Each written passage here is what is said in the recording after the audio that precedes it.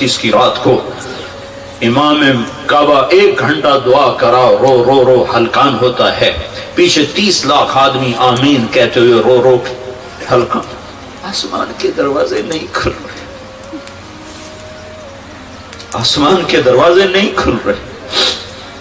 اللہ کو تو ایک پکارے تو عرش میں ہلچل ہو جاتی، آسمان کے دروازے کھڑکھڑانے لگتے۔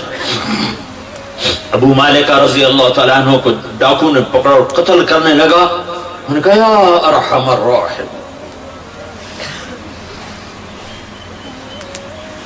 اس نے تلوار اٹھائی، کہا یا ارحم الراحمین، وہ وار کرنے لگا، کہا یا ارحم الراحمین، ایک دم ایک گھوڑ سوار سامنے آیا اور اس نے نیزہ مارا اور ڈاکو نیچے گرا، اس کے جسم کو آگ لگ گئی اور جل کے راکھ ہو گیا۔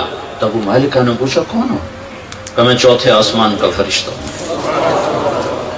جب تم نے پہلی دفعہ کہا یا ارحم الراحم تو 7 آسمان کے فرشتے پہ دروازے بجنے لگے، کھڑکھڑانے لگے، سارے دروازے کھڑکھڑانے لگے۔